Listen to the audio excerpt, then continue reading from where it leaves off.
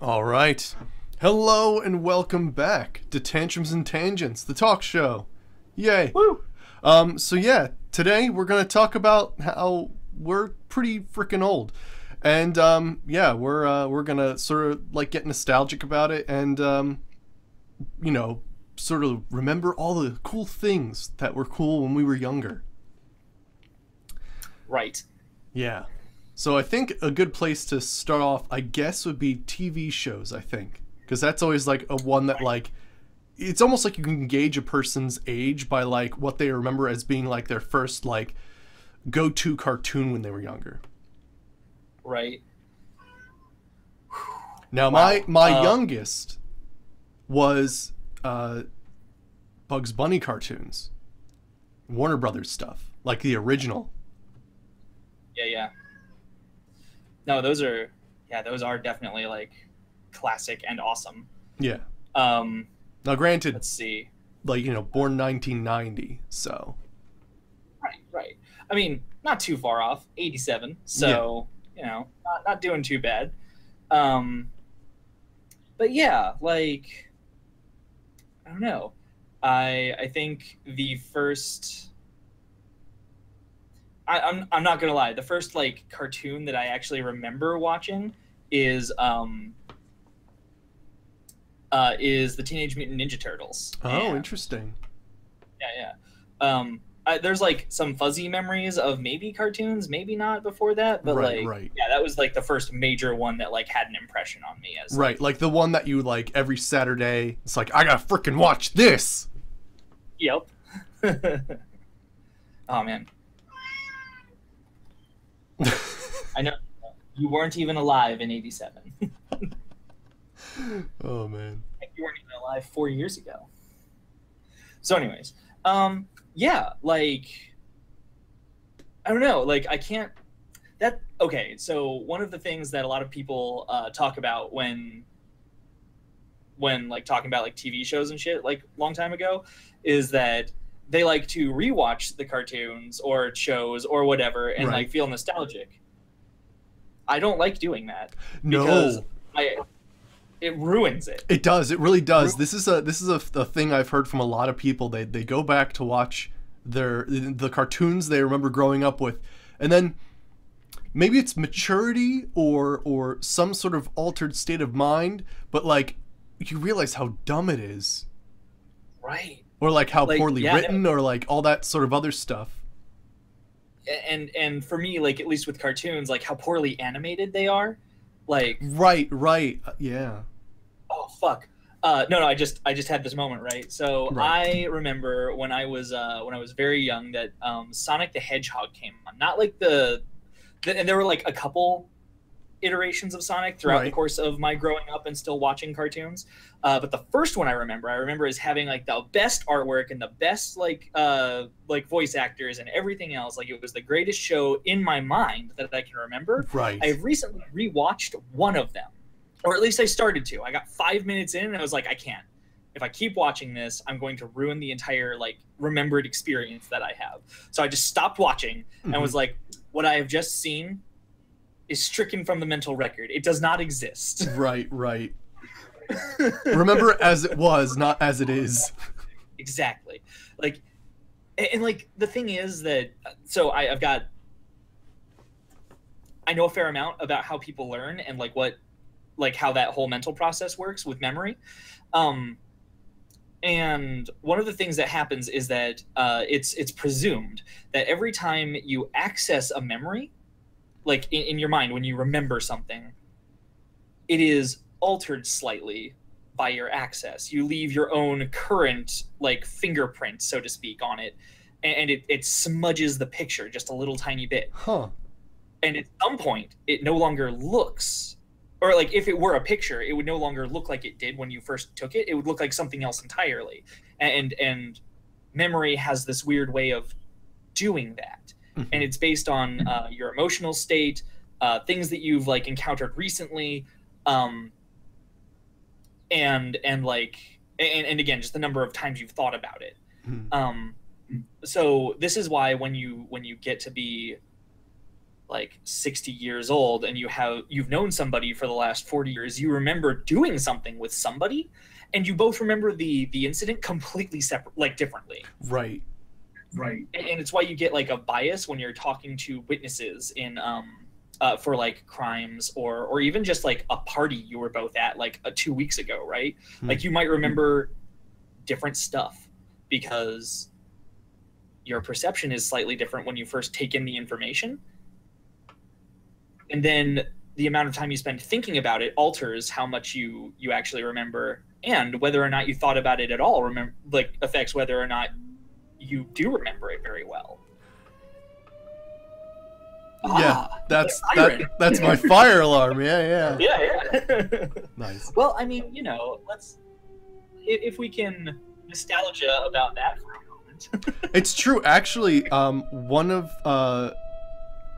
Hilariously, one of the reasons I chose the college I went to is because it also had a very similar alarm. It reminded me of home, and what's really funny is it's so nostalgic for me that it would have to go off basically every week in order for me to actually get mad at that thing. Yeah. Even though when I was little, like, I'd be like, my bus stop was right across from that fire like alarm, and like that was fucking nasty because you think it's loud here. No. But like, yeah, so I mean, it's this weird thing where I realize it's freaking awful, but it's been with my life so long that No, it's a fire alarm, not an air raid siren. Right. Those sound a little different. Yeah, they just a little bit, but yeah. Funny that you mentioned like the siren in the college town that we both remember. Right. There was off-campus housing that they had that was literally right across the street from that siren. Oh shit! And I know you never stayed in there. No. But I imagine you did. Like it was my alarm clock on the weekends. Right. Right, Zilla. Oh man, but no, like I'd been in that off-campus housing a couple times when it was going off, and the people who lived in there were sort of like, oh, it's going off, and I was just like, how can you hear anything? Right. It's this sort of thing where you get used to it, and like, it's you can block things out. Like I'm nose blind to Rust-Oleum. I'm actually not sure what that is. Oh, Rust-Oleum, it's like a sort of paint that you paint onto metal, and it's like this coating that's supposed to prevent it from rusting.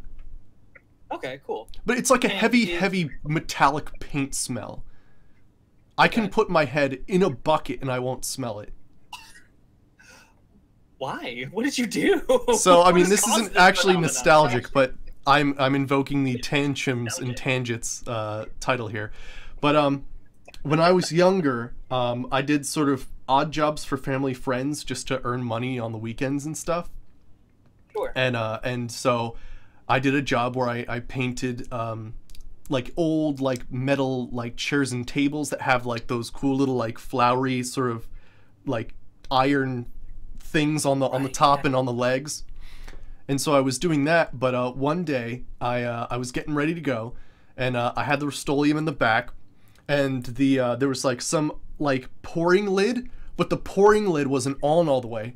So I took a turn, and all of a sudden I smelled it, and I'm like, wait a second. And I look back, and like the entire back of my car is just covered in this brown Rust-Oleum. Wow, man. People can still smell it in my car. Man. So, all right then. Wow. Yeah. I guess I had something similar happen when I was in high school. I delivered pizzas for a while. Oh yeah. And my car just constantly smelled like fresh baked pie. Oh. And which had like at first it was just like I was constantly hungry whenever I got into my car because I was like, oh man, the smell of pizza.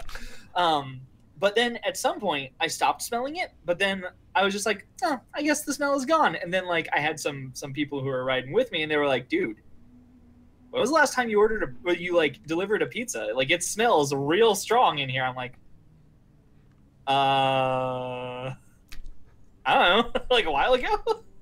It was like after I'd quit the job, right? That's pretty funny though. Yeah, no, that was a crazy thing. So like, to this day, is there like this like range of pizza smell that you can't smell, or Different car. oh, just your car? Okay, gotcha. Well, no, I mean, like, it was like, strictly speaking, one of those things is like it was weird. It was like a location-based nose blindness because it was just the way my car smelled. Right. But like if I was elsewhere, I could smell pizza. So I don't know. It was just a strange thing. Right. Something like that. Or so friggin' Oh man. But yeah, so like, that aside, to get back to this whole nostalgia thing. Right. Like, Let me go back, and I'm gonna sort of try to list the cartoons that I remember from when I was younger. So I've got the Bugs Bunny cartoons. What were they called exactly? Yes. Or do they just call them the Bugs Bunny cartoons? One sec. Merry Melodies. Really? That's the actual name of it. So the Warner Brothers Merry Melody cartoons were like Bugs and the Gang, right? So... Right. Okay. Interesting. All right. Rugrats. Yeah. Rugrats. What else? Rocko's Modern Life. Were you? Oh yeah, no, Rocco. Yeah. Angry. Yeah, Looney Tunes. There we go. Looney Tunes. My bad. Okay. Yeah. Thank you. What was Merry Melodies? I'm gonna double check. Oh, okay. But yeah, I also remember Angry Beavers. And do you remember Angry Beavers? I vaguely remember Angry Beavers. Like, there's this weird thing that happened. Like, there would be years of my life during which I wasn't. My bad. So Merry Melodies was for Disney, which is why I was getting it confused. Regardless, there were years of my life during which my parents didn't believe in having access to cable or satellite television. Gotcha. So there's like huge swaths of like years when I don't actually have the same like media touchstones from being a kid as like my cohort does. So it's a little weird for me sometimes. Gotcha. One of those that I apparently missed was Invader Zim, and everyone tells me I am like a lesser human being for having missed it. So... I wouldn't exactly say that, but yes, Invader Zim was part of my childhood as well. Yeah. But yeah, man. So yeah, a lot of these cartoons that we are mentioning have crazy adult jokes to them. It's very true. Oh yeah, no, like that's shit. Like, go back and like as an adult, go back and rewatch Rocko's Modern Life. Holy shit. Right. Dang. Right. And of course, there's Ren and Stimpy. I didn't watch a lot of that when I was younger because I didn't get it. Right, yeah, Caustic. No, we're just reminiscing about stuff we remember from when we were younger. Yeah. But oh my gosh, what else? Dexter's Laboratory. The Powerpuff Girls. Yeah, definitely. And actually, you know what? I'm going to actually attribute one show to making me a nerd. Actually. Okay. Yeah, and that is Beast Wars. Right. There you go. So Beast Wars, if you don't know about Beast Wars, is basically the Transformers. Like, it was like their next stage where they were looking for energon crystals, and in order to like survive on the planet, instead of vehicles, they needed to transform into animals. Right, Beast Wars was the shit! Oh my gosh! Yes. As for like Teen Titans, or it's a great show, but it's not necessarily far back enough for nostalgia. Although I agree, Teen Titans is awesome. Right. Well, I don't know, Ving. Do you also agree that it wouldn't necessarily be nostalgic for you, or is it? At this point, I'm considering everything pre-college. Oh, okay, fair enough. Yeah. Cheetor was your guy? Dude, Rat Trap was my favorite. But, oh no, actually, fucking A, there was Silverwolf too, remember? He was one of the first Beast Wars where it wasn't just one type of beast, he was actually like a wolf and a hawk combined together. Yeah, yeah. Oh man. They're on Netflix, by the way. Oh, what's... Not the second season, though, but only the first season, I think. Shit, who's the Velociraptor? The guy who switches sides from being a Predacon? Oh, yeah, shit, Oh, shit. Crap, I can't remember. I can't remember his name. But yeah, that dude's freaking sweet. He had the spinny, his hand was the tail, and it would, like, split into two, and it was like a freaking spinning blade. Nope. Ed, Ed and Eddie. Ed and Eddie's a great one, too. Yeah, yeah, totally. But no, that is what made me a nerd. Like, when I got into Beast Wars, I started collecting action figures. And I still have them up in my attic. Holy shit. Yeah. But holy crap. That was a huge thing for me when I was younger. Samurai Jack. Fuck yeah. Right. Fuck yeah, Samurai Jack. Still good, actually. Like, if you go back and rewatch it. Yeah. Still good. Right, exactly. And that's what's interesting is, like, because, yeah, me and Saberwolf earlier were talking about cartoons that we remember fondly but don't stand the test of time. Like, I'll be honest, when I went back and rewatched Beast Wars, I remembered it being a little bit more crisp for, like, one of the first 3D animated cartoons I've ever seen. But, but, like, there are some that stand the test of time. Like, they're funny and good quality no matter what. The Velociraptor was named Dinobot, which is probably why I don't remember. Yeah, I thought he had a better name later on. Like a better name, yeah. But no, it's interesting. Over time, they looked like the normal, like, rats. Like, they looked like the actual animals. Like, they had fur and stuff. And then, like, as the seasons continued, they got more metallic. And then there was, like, freaking season 3 where it was, they are all, like, some, like, slick, metallic, like, freaking crazy things. Yeah, yeah. My favorite, though, was when they started combining animals. And it was like, yes! Yeah, right. I want to have this animal and this animal combined, and then it transforms into a tank or some shit. Right. It is pretty much the best shit. Right. Holy crap. Oh, man. Sorry, man. I'm just, like, I'm halfway, like, looking over at the, at, like, lists of things to make you nostalgic about the 90s. And, like, it's getting to me. Right, exactly. I have to rewatch Samurai Jack. It's been a long time for me. It's, like, actually really good still. Like,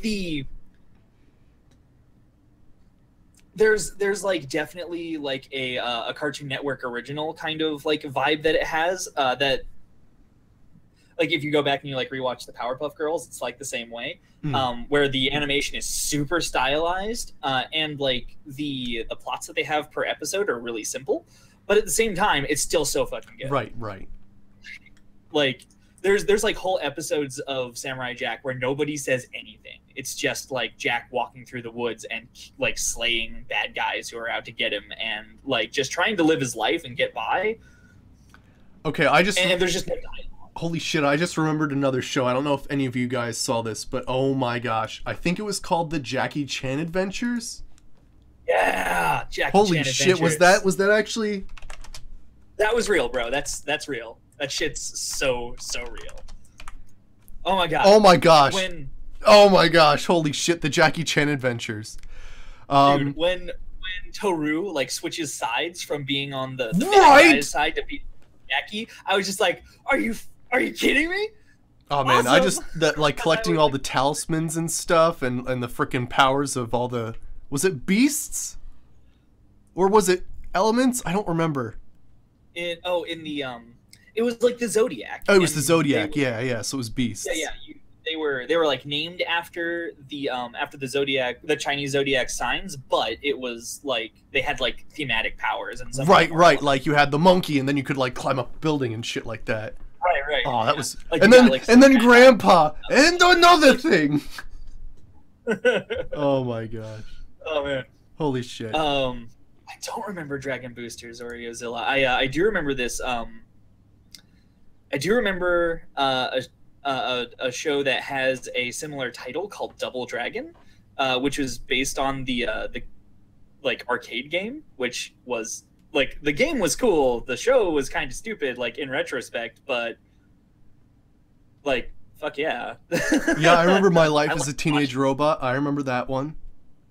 I never actually watched My Life as a Teenage Robot. That was one I missed. It was pretty cool. Kid Next Door was... Kids Next Door. I remember that one. Yeah, holy shit.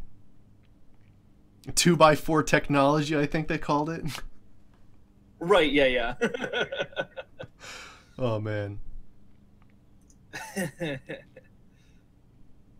I mean, that show was nuts, though, because, like, there was all-out wars against other, like, I think they had teenagers was, like, an evil faction, but, like, what was hilarious is, like, their whole treehouse base would, like, convert into, like, something else, and, like, have, like, cannons and shit. Yeah. No, I really liked Kids Next Door for like that alone. Like even now, I still like kind of appreciate it because they're like, oh yeah, everything does like double or triple duty as something else because gotta convert it, man. Right. No, that's also true, Oreozilla. If we want to consider like that, kid shows sometimes have like crazy lore. That's true. Sometimes they really. Like, I mean, I find that more nowadays, that there are kid shows that actually have, like, crazy lore and introduction to, like, some very complex thoughts that I guess are supposed to completely go over the heads of kids, and, like, adults are like, that's pretty damn cool. Right. But yeah, Kids Next Door had some of that stuff. Like, at some point, they introduced this idea that there was, like, a global network of Kids Next Door. Oh, like, yeah, they did. Yeah, it wasn't just, the ones in America. They had all the different other countries of Kids Next Door. Holy shit, you're right. Yeah. But, like, the kids that are, like, the stars of the show are, like, I believe they're, like, the founding members or whatever. Like, they're the ones who started it. Or perhaps they're just the best. I don't actually remember. I don't remember that story arc, but that sounds crazy, Oreo. Right. But damn, yeah, those are some cool things. Another one from a long time ago. I'm not sure if it's within something that you remember, Ving, but there was a show called Street Sharks. Oh, I don't think I know about it, but I've never actually watched an episode. Okay. But yeah, no, I only vaguely remember it because I don't actually think it. I don't actually think it came on for too long while I had access to watch it. But it was like in the same like vein as like Teenage Mutant Ninja Turtles, except the Street Shark guys were actually at one point human, but they got like spliced with shark DNA. Right. And then like, yeah, they can swim through concrete. It was ridiculous and it was awesome. So. Right. Actually, there's one I just remembered. I think is it Gargoyles, the TV show? Yeah, man, Gargoyles was fucking shit. Yeah. I loved it. It was like it was like these gargoyles where during the day they would just, be perched on top of some like giant building, but at night they like fought things. I don't remember the exact storyline. They were protecting a castle which the bad guy Xanatos had brought from medieval Europe where they were living. Over to the States and like put it on top of the Empire State Building or some ridiculous shit. Gotcha. And he had like an Iron Man suit. Like that was his deal. Like he had made like a gargoyle style Iron Man suit, and that was what he used to like try and like I don't know, harness. I don't even remember what his plot was. No, like some of these like we remember them fondly, but like sometimes when it comes down to it, it's like I don't even remember what the story was about at all. I just remember it being awesome. Right. No, like for fucking real. And Cat Dog. Holy shit, Cat Dog. Yeah, fuck yeah, Cat Dog. I also recall this. Yeah. Oh man. Were they aliens in the end? I don't remember what like actually explained why they were together. Cat dog? Yeah.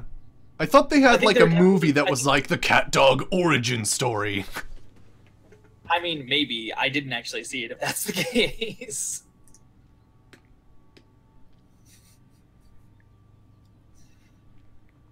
I mean, I mean- I don't know any of the stuff that you've just mentioned, Oreo, but I've got to say, like, there's some modern cartoons that I really enjoy. Adventure Time's one of them. That's like Yep, that's Adventure one I'm Time's stuff, hugely into. And of course, there's adult Um, cartoons, which I don't remember used to being a thing when I was younger. Young Justice. Rock. Young Justice is a good one too, and Adult cartoon. Rick and Morty. Holy shit! Still haven't seen it, man. Oh, Like, I keep getting told you have to watch it, and I keep going. I keep saying, yeah, okay, I just don't buy it. So I'm just not. they not look into it. multiverse theory. Like that's an episode. Right. Like, the thing is that, like, okay, I get that Rick and Morty is like all about stuff that I'm like super into, but I feel like it's not like doing anything to expand my horizons based on what people tell me. I'm just sort of like, okay, yeah, sure, these are all things that have happened within multiverse theory before. What is new? I am having trouble getting bought into wanting to watch the show because nobody has sold me on something that sounds like too cool to pass up.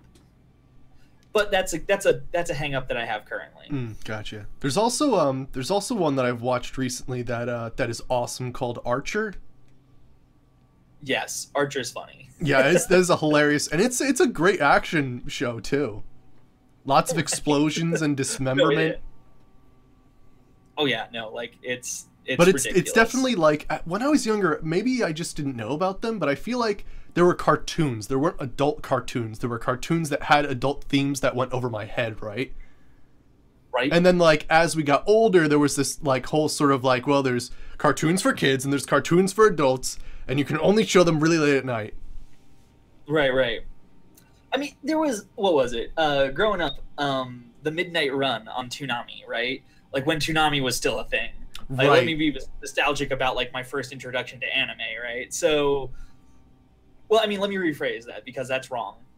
First introduction to anime was the like afternoon showing of like DBZ, Sailor Moon, whatever Exactly. else was coming. Nope, totally.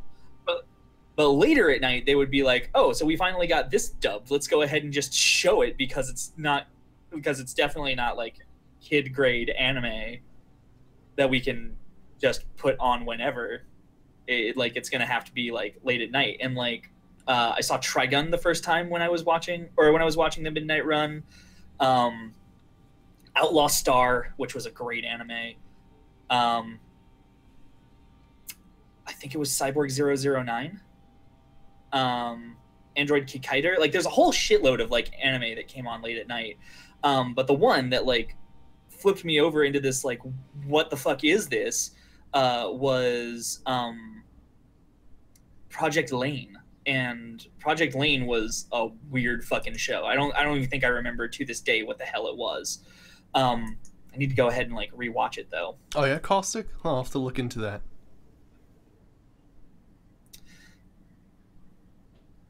Star vs. Forces.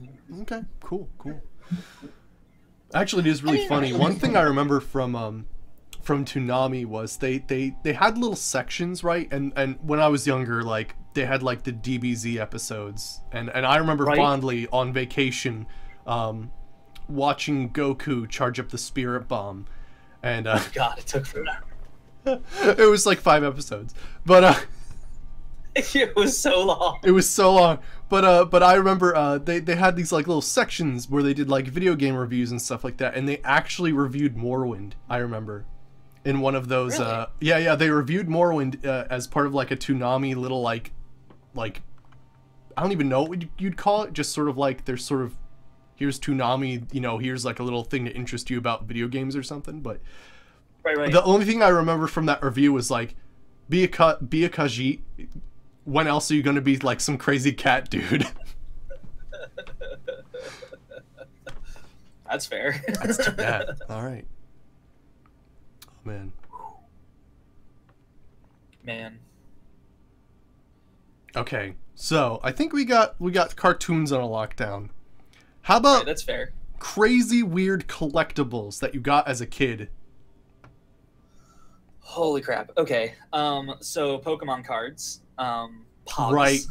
I got Pokemon banned from my school because at a very young age, I got interested in Photoshop. So I would make up my own Pokemon cards, print them up high quality gloss paper, rough it up a little bit, and then like glue it to an actual card. And then use Sharpie around the outside so that the white of the paper did not show. Right. Well, there you go. So yeah, they realized that holographic horsey wasn't actually a holographic horsey. It was actually just covered in sparkles. Oh man, that's super cool though. Oh, shit.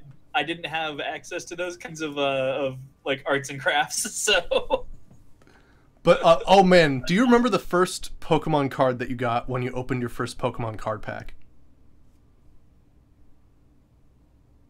I don't. Mine was Diglett. Well, there you go. I remember it because Oh, it man, was actually one of the few like it was the first generation, like the first Pokemon cards that came out. And I do believe it was like 3D rendered because it was such a simple like, here's Diglett on a horizon, and they were like, let's go fucking all the way and make him like 3-dimensional and shit. Oh, I remember those. I hated the like 3D rendered cards. They were the worst. Yeah, they were kind of weird, weren't they? Not that they were actually bad. I just like they were so not in line with like every other card that you saw that I just didn't like how it didn't match up. But no, like the thing that I do actually remember, like opening the first like one of and like remembering what it was, like was Magic the Gathering. Oh my gosh, yes. I got into it when they were doing Onslaught, and one of the first cards that I remember getting out was a Slither, and whew, man, I was hooked on those like immediately. Right. I had to have more. Right, I got into Magic the Gathering as well, and what was really funny was I bought like I bought like a couple packs, and I remember in those packs there was actually like a factory malfunction that happened. So like there were 2 legendaries in one pack and one had no legendaries. Yeah.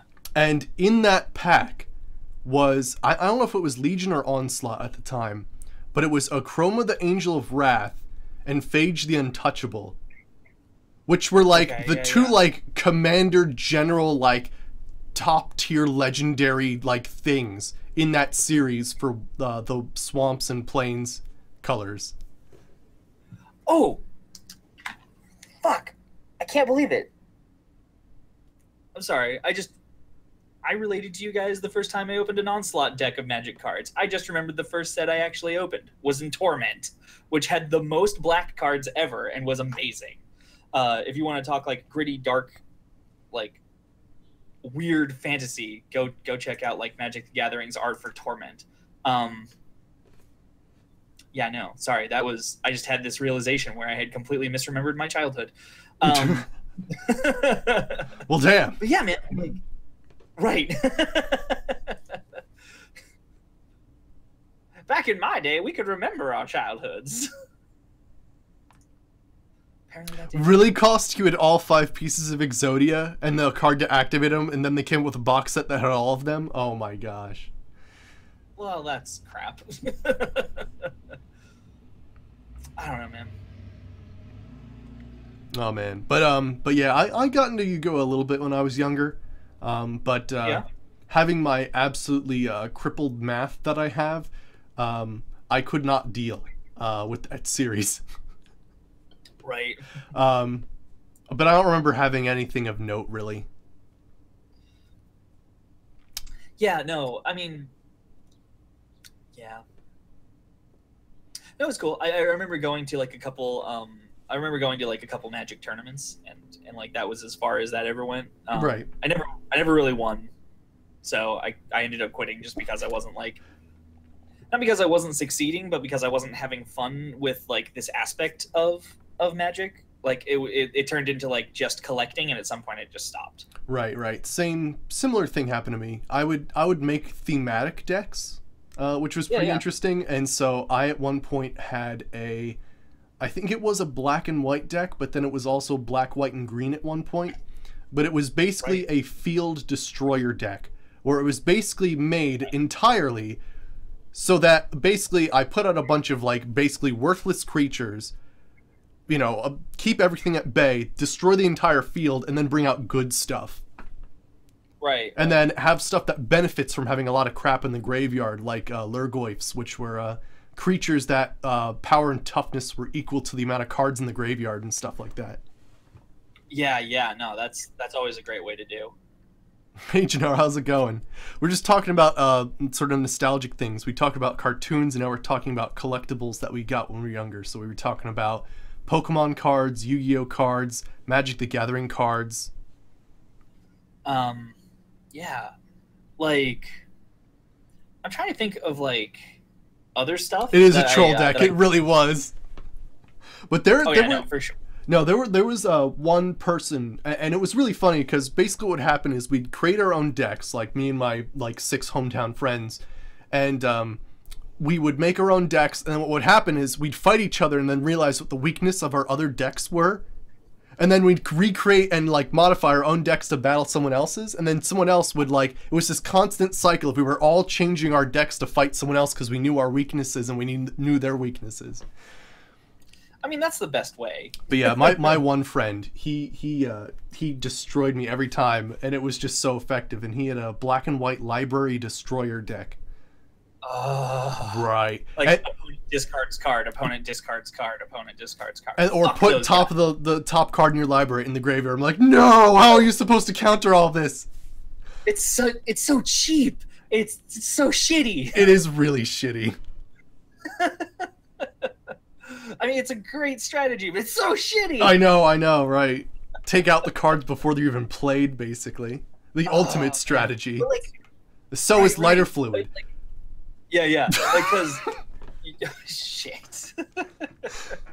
No, a friend of mine, when I was playing, had this red-blue deck, and it was... He, like, built this thing together so that he would... he had like a whole bunch of counters set up in it, and he also had this ability to, or not ability, but he had like a bunch of creatures in there that he could like pay a couple mana to like just like deal a little bit of damage. But he got like a bunch of them out, and like the mana cost to like make them deal damage was so little that he could just like overrun you real fast with like can't keep anything on the field, can't keep any health in my own like my own health total or anything like that. It's just it was rough. Gosh, I never did figure out a good strategy to beat him before I moved. But yeah, like that was... Oh my gosh, really, Caustic? That sounds like a great card. Nice.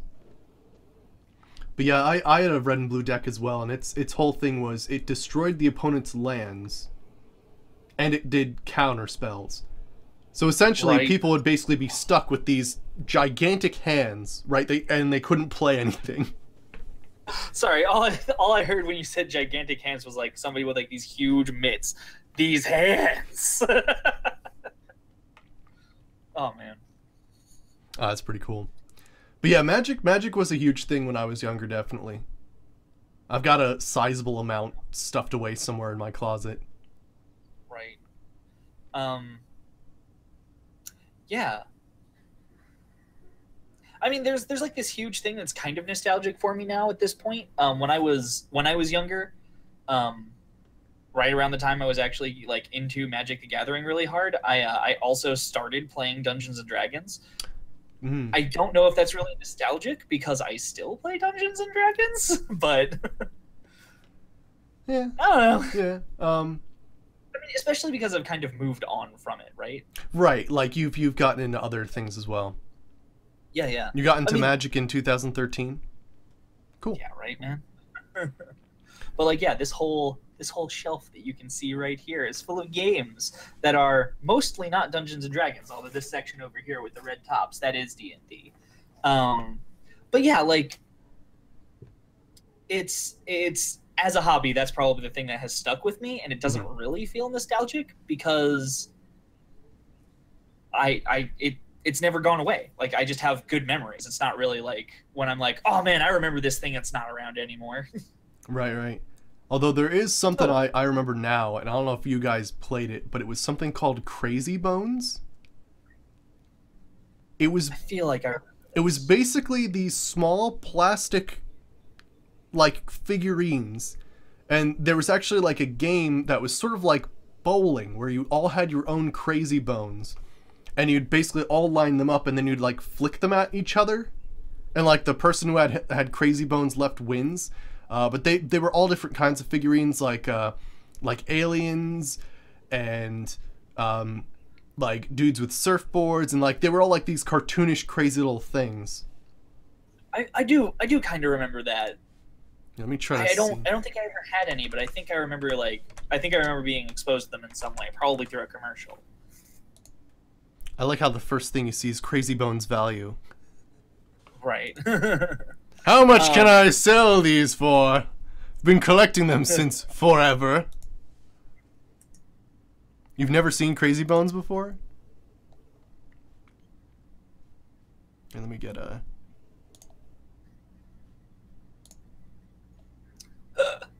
Oh my god. Here, wait, there we go. No. How did I do this? Crap, I don't remember how I got my capture window up. Oh well, let me show you the link I have. There you go. But yeah, they were all kind of like these crazy things, and some of them had themes, like some were aliens, some were like Halloween themed. Yeah, man. Heroescape. I don't remember Heroescape, no. But yeah, those were some interesting collectibles. Oh, for sure. I'm still looking at those, like, at some of the like lists online. One of the ones that just like sort of punched me in the face was Squeeze It. Did your parents ever get it for you? No. Okay, it was like this. It's like a 6-pack of like fruit juice or something. It came in like these plastic containers. You like break off the top, basically. Oh, weren't they or like wax, right? Or something. They were like some sort of like weird plastic. I remember that. Yeah. It was a really soft plastic, but yeah. Right. Yeah, man. Like I remember those. That was, damn. No, that kind of like made me remember a whole bunch of stuff. Actually, it's really funny. I remember when I was little, about those what were those juice things called? The juice things? Squeeze It? Squeeze Its. Yeah. So someone definitely had those in my school or camp or something. And I distinctly remember, like, there was this, like, chronically hyperactive kid, and I remember just someone taking them away from him and saying, "You don't need any more sugar. I don't need any more of this." Yeah. And I was like, during the time I was like, haha, but now I'm thinking, oh, holy shit, you could get sued for that. Right. I mean, again, like, that's something that's like completely different now, right? Like the way people treat each other. Right. Looney Tunes probably get sued out the ass, if they created stuff like that nowadays. No, for sure. My child went out with a stick of dynamite. Oh my gosh. Where did your child get dynamite? Right, that's the first question you should ask. From Acme, of course. Oh man. So there's here's another thing. Can't use your telephone because of your dial-up connection. Oh, the old dial-up sound when you start up your computer. Oh, holy shit. I remember that. Oh god, so bad. Floppy disks. So awful. Floppy disks. Back in my day, I would draw pictures of Godzilla characters and like new Godzilla characters. And then I would scan them in and save them onto a floppy disk. And I would have like these floppy disks filled with, oh my gosh, holy crap. VHS tapes and going to Blockbuster. Oh my gosh. I remember in Blockbuster, I was hyped the shit out because they had Pokemon Snap like as a like demo like machine. And holy crap. Pokemon Snap. Let's get into video games next. But like, actually let's do it right the fuck now. Okay. But I remember like going into Blockbuster, getting this machine, and I freaking threw an apple into a patch of grass, and I still have the sticker of Scyther who flew out, and I was like, holy fucking shit! I'm like some sort of freaking like National Geographic photographer right here, catching a picture of Scyther. I tell you what, that is something that I would like to actually see them do a sequel of, like Pokemon Snap 2. Holy shit, that would be amazing. I fucking want that. I want it to be a little bit more modern, like not so much on rails, more like actually go out and be a nature photographer. Oh my gosh, a fucking like open world Pokemon Snap would be the shit. Like you have to get your camera, you have to have all this different equipment in order to like put bait out, and like you have to like wait a while in the bushes and make sure you're hidden. Oh man. Fuck yeah. Yes. That. I need Pokemon Snap Ultra or like some shit. Right? And it has like all the frickin' 812 Pokemon nowadays or whatever. Yeah. Oh man. Oh, that'd be the shit. Yeah, no, that'd be amazing. I want that. I want that like now. Right. Okay, so video games. Right. Sonic the Hedgehog.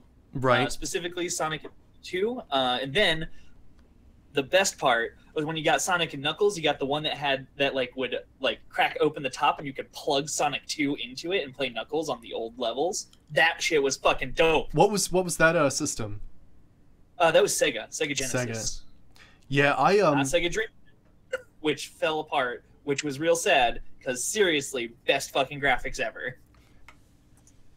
But yeah, I was sort of late to the console game, and I really didn't get anything until I got the GameCube, where I sort of went to my friends and I played other stuff like the Nintendo 64 Zelda game. Ocarina of Time. Ocarina of Time, Majora's Mask, yeah. Although Ocarina is arguably better, like the gameplay rather. Right. There's this like conflict that I have when I'm playing Majora's Mask because I don't like the timer that leads to Doom. Right, like you can lose Majora's Mask real easy. Right, and actually one of the games that I really enjoyed when I was younger was Pikmin, but not Pikmin 1, Pikmin 2, because Pikmin 1 you only had 100 days to, I don't even know what the goal was. Get off of the planet. Oh, get off of the planet? Okay, gotcha. But no, I enjoyed like, Pikmin 2 because at least you didn't have a timer. Yeah. It was kind of cool because it even had like, I remember there was like a bestiary and stuff like that for like the creatures you destroyed in battle. Yeah. Although gosh, I remember like there are some creatures in that game where like you make one wrong command or like move your Pikmin the wrong way and they all get squished. Yeah, you're fucked. Like it's a super strategic game. I was waiting for someone to bring it up.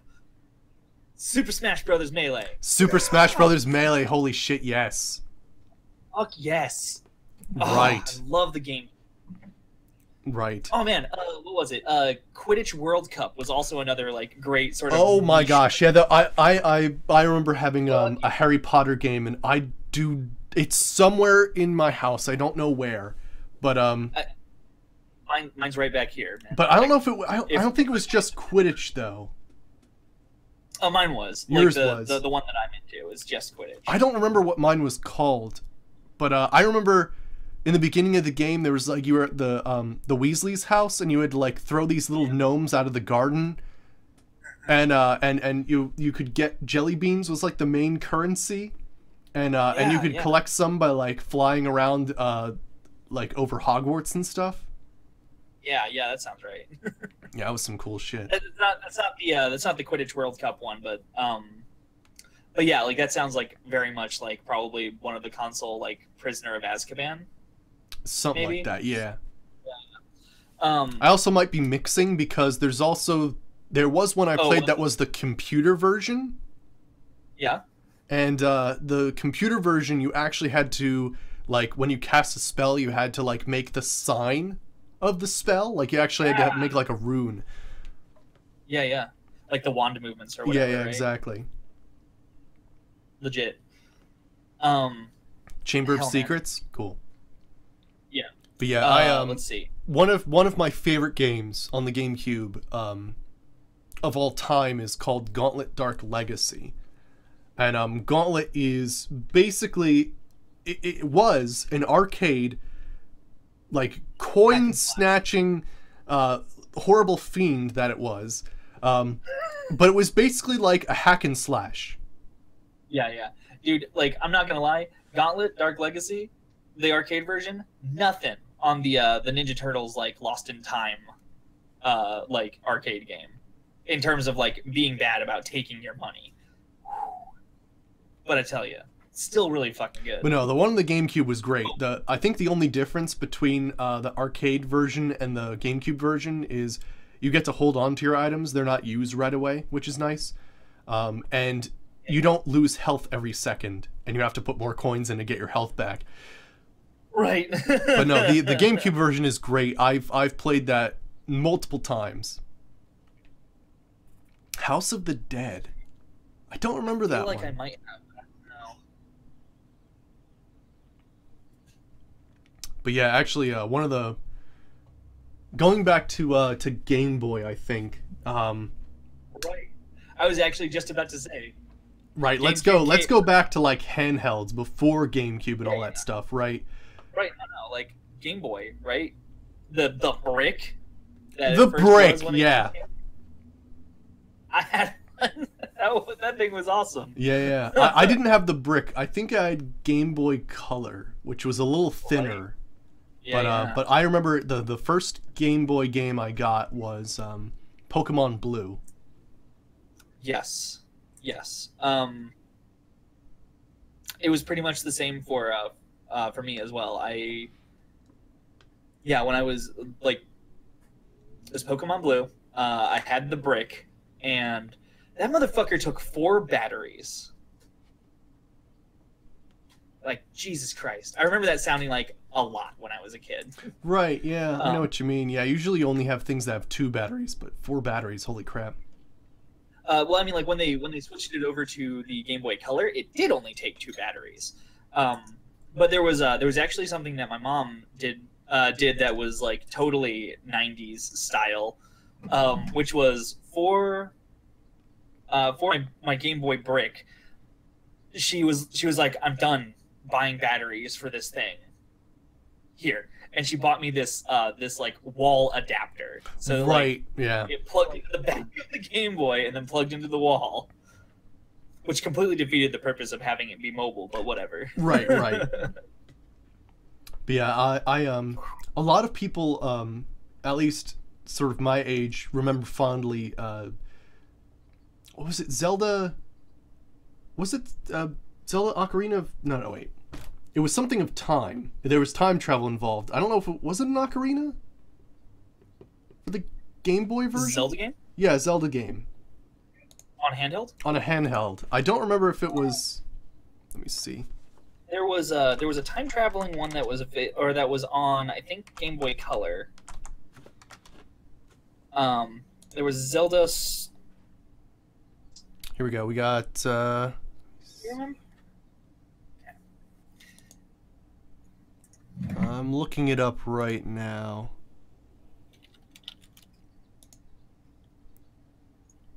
Although I'm getting a Link to the Past. Oh, okay, yeah. Yeah. So Zelda, yeah, The Legend of Zelda: Link to the Past was one that my friends all played, but hilariously, I preferred one called Zelda Seasons, which was sort of like the other game that came out, but like was less liked, and that one was my favorite because I got it. But that one was pretty cool. I enjoyed that one a lot.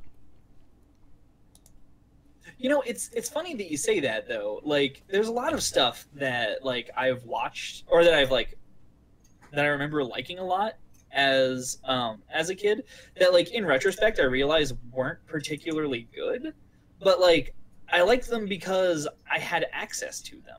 Right. Like that was definitely like sort of a strange thing when there was no internet. You didn't know what you were missing out on. Right, exactly, yeah. That's true. Nowadays, a new video game comes out, everybody frickin' knows about it. Because YouTube's doing it, Twitch is doing it. Like, there's Reddit feeds and all sort of other things going on. Yeah, no, like, for real. Yeah. That was... No, I mean, like, it's just weird. Like, there's no... this must be what like my grandparents feel like, right? When right. You think back in my day, there's no like real world reference to like what you're thinking about anymore, because like a world where there is no internet is pretty much never going to happen until like the infrastructure of the world collapses, right? So right. there's not really a good sort of like way to put it unless you were there to experience no internet. Right, but it was really funny. Shit. What? Do you remember the Nintendo hotline? No. Oh my god. Okay, so after Pokemon Red and Blue came out, you could like call in to this like toll-free Nintendo hotline, and you could ask the computer questions about games that you wanted to play, and like one of them was Pokemon, so I spent a lot of time doing that. If you wanted, you could opt in to telling them like, or to like okaying them to charge you money, and you had to like give them a credit card number to do so, and then you would be connected with a live representative who would then tell you, or who would then like answer questions that you had about the game you were playing. Like, so if you were like stuck on a puzzle and you didn't have any friends who knew how to do it, you could call into Nintendo and pay them money so they could tell you how to solve the problem. Holy shit. Wow. It's like customer service or a help representative, but for like my video games. Right, and it's not really like that at all, because like it was just a money trap, right? So... No, totally, but like holy shit, I could have been like a Morrowind help representative or something. Yeah, accurate. I mean, if Nintendo had like done Morrowind, yes. Yeah, but like that'd be... I imagine because it just had a forum. Right. Well, Bethesda wasn't even Arena. When they did Morrowind, wasn't it? When I was younger, when I was 11, Morrowind was a thing. Yeah. But I think during the time of like Pokemon Red and Blue, I don't think they really were doing anything, or if they were, it was like Arena maybe? I'd have to look at the timeline. Right. Yeah. Fuck. Dude, do you remember the book fair? Oh my fucking Reading Rainbow and shit? Or... I mean like the like at school they would have like the book fair is coming to our school library, and like they'd give you like this pamphlet. And I know what you're talking about. Yeah. They would bring like these cardboard shelves filled with like new books. It was the book fair. Yeah. I remember that. Yeah. Dude, I remember that being like a great time. Like mostly because whenever they did it, they also had the like the serial like kid novels that you could purchase that would like come to you once a month. I totally subscribed to the Animorph book club and like just got all of them. Holy shit, really? Yeah. Nice. I remember those. I remember those books like Actually, I don't remember those books very well. I remember reading them all. I remember that like the overarching like story was pretty excellent, but I don't remember most of the books specifically. Like I couldn't tell you like what book number 4 like encompassed in terms of like the story, but I do remember like going from the beginning when the cast, well, the characters weren't weren't who they were, and then where they end up at the end. So that was crazy. At some point the author started doing this thing called megamorphs, which was like involved like crazy time travel and going to like different planets and all sorts of crazy shit. Damn. But yeah, but like no, they like end up trapped in the past at some point, and somebody like, and like it's like way in the past, like dinosaur times, and somebody's like morphing into a T-Rex, and I was just at some point like looking, I didn't think of it at the time, but looking back on it, I'm like, this is getting in on the Power Rangers thing. Oh man. Oh shit, so good.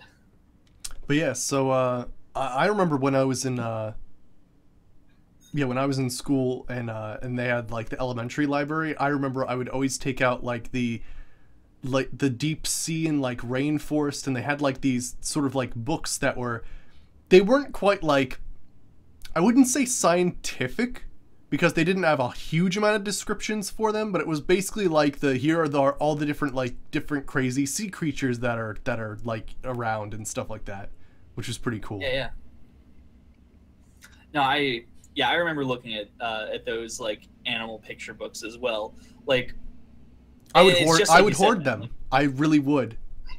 Like I would take them out every single week, and people, it would be like, well, where is this book? Oh, I have it, and I've had it for the last like 3 months. Even though you totally weren't allowed to do that at all. Right. No. You were supposed to get a different book every time, but I totally was like, nope, I'm not done looking at the Sea Creatures book, even though I've gone through it like 5 times already. Oh man. Nah, that's shit, man. Shit. Right. But you know what? I'm just remembering some new stuff now. Just like Magic School Bus. Fuck yeah, Magic School Bus. Miss Frizz for life. Reading Rainbow. Wishbone. Oh shit, Wishbone. Yeah. Do you remember the show Ghost Rider? No, I don't remember that one. Oh, that was a good one too. Especially if you also were like a fan of Wishbone. It was like Ghost Rider first, and then it moved over to Wishbone for me. So, yeah. Man. Oh shit, Batman Beyond. Oh hell yeah, dude. Even before that, Batman the Animated Series. Holy shit. Damn. Some good stuff. Hell yeah, man.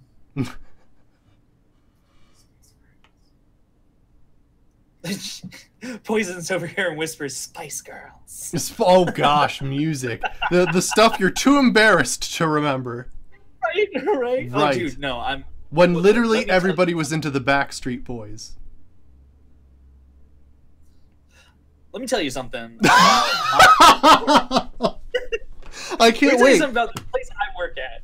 At least once a week. Let me even step away from that. At least 5 times a month. Somebody in my office decides that it's a good idea to turn on the 90s hits station on our TV like music station, right? Holy crap, there is I hate it.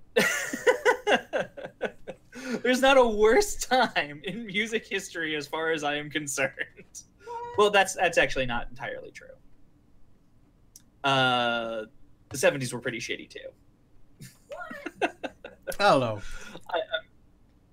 I'm sorry. I can't. I just can't. But no, I remember when I was younger, like when there were Walkman, right? The portable CD player with the headphones. Right. So yeah, except that the portable CD player when it first came out, you couldn't jostle at all because if you bumped it at all. Yeah. So everybody would be in the bus holding on so carefully to their Walkman to make sure that it couldn't jostle around and like scratch the disc, because freaking God forbid Lance Bass like can't sing his solo because there's a scratch or some shit. Oh God. Oh, I was actually like super like excited when at some point I got a CD Walkman that was like that had like skip protection or skip resistance or something like that. I could like turn on this extra feature that it had, and it would like remember the music just for like a second, so that if it got skipped or bumped or anything, like it would just auto correct itself and go back. Interesting. Cool. That was nuts. It was a ridiculous thing. I don't actually know how it worked. But gosh, I remember when Backstreet Boys and NSYNC were a thing, that like there was like two sides. Like you were either team NSYNC or team Backstreet Boys. Yup. And those were some heated, mostly female conversations.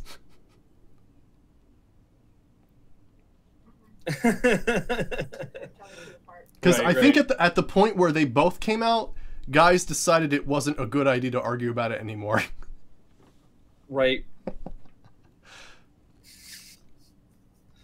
Oh my God. You had problems with skip protection as well? Oh my gosh. Nice, yeah, right? Trizati, yeah. Oh yeah, that's what it was called. Skip protection. Fuck. You got it, Trizati. Man. Damn though.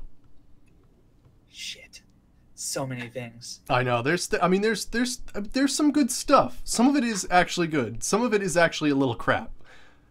Yeah, there's a lot of stuff that's actually crap. There's a lot of stuff in our past that is actually crap. But I mean, but like the thing is that like the stuff that's good has kind of stood the test of time anyways. Right. Like we wouldn't be mentioning them today if we didn't remember them.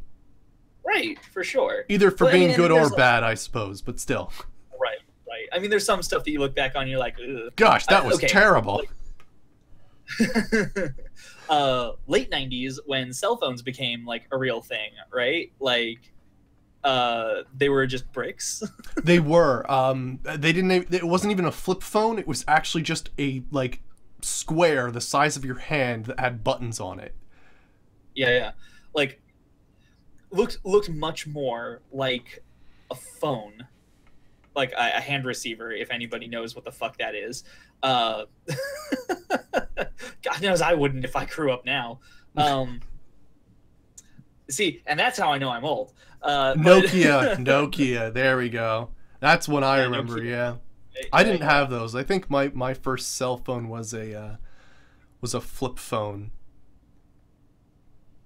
and like it was one of those things like back in the day, like texting costed you an arm and a leg, and if you wanted to connect to the internet, you had to sell your firstborn child's soul or something like that. Yeah, that's accurate. Like there was no such thing as a data limit. Like it was just a data counter. However much you used, like cost you a bunch of money. Right. But people who did website development or people who like programmed phones were like, no, we're okay with this. We still want you to be able to access the internet. So we're gonna build in this feature, mobile safe, which is like just text. Like it was like just the text of a web page, no pictures, no graphics, no nothing. So, it was that was a time. But I mean, like nowadays, phone plans are like 2 free gigs, like whenever you start up, right? And, like, right. I mean, within my lifetime. Like a gig is something that I've had to get used to. Like, right, that's true. Like, yeah, back in my time, like, storing things was like kilobyte, maybe megabyte. Yeah. Now it's like I've got games that are like over 30 gigabytes now. Like it's like holy shit! Imagine going back in time and telling someone that, in the future they play games that are 30 gigabytes. If I go back in time, I am taking this magic device with me. You'd get burned at the stake. Right now, I absolutely would. And that would be stuck in like some sort of like sealed, salted, and burned stone sarcophagus in the bottom of like some sacred ground. It'd be so good. I would gladly give my life to fuck with some archaeologist in the future like that. Oh man. Oh yeah. Your PC's RAM was like 512 megabytes. Nice. Right. But yeah, websites used to be nothing but text. I mean, I remember when I was very young, the first game I ever played was like this. I think it was like ASCII art made into a game. Like everything was literally like things on a keyboard, and it was like a clown swinging on a trapeze, and you had to like, he was on one side, and you had to type in the math problem in order for him to swing to the other side or something like that. And it was all just, it was literally like Fallout, like green and black text, like, or green text on a black background made with all like numbers and letters. Yeah. I remember playing games like that as well. I mean, not that specific one. My dad on his personal computer, because holy shit, we had one. When I was super, super little, like I don't even have a recollection of how old I would have had to have been. But either I was playing or I was watching somebody play. It was like a dungeon hex crawler. You just like you could like pick a direction to walk in, and then you could like move in that direction. And then like when you got to a particular place, you had to like, or like when you entered certain rooms, like stuff would happen. Like sometimes there were monsters, or sometimes there were traps, or whatever. Mm-hmm. It was a really interesting thing. It might have been a Commodore 64 Oreo, but I don't think it was.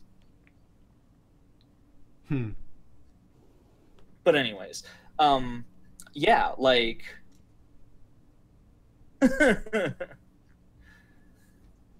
no man, like there's some it's good stuff out there, I guess.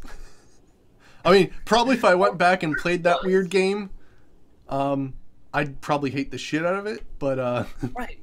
Well, I mean, the thing is that like it's one of those things, like you say you'd hate the shit out of it, but it's like the father of all Bethesda games. Like somebody made it because they thought D&D was cool, right? Like, oh no, I was talking about my clown going from trapeze to trapeze, but my bad. I was thinking about the adventure game. No. I actually played a game at one point called I think it's called Adom, ADOM, and it's basically like a warrior adventure game where you play as like it's all letters and numbers. And like you could cast spells and do all this stuff, and you'd be eaten by a grue if you stayed in the dark and all this sort of stuff. Like it was all this like really, really cool stuff, but you were actually just like maybe a letter A or capital D or something like that. Right.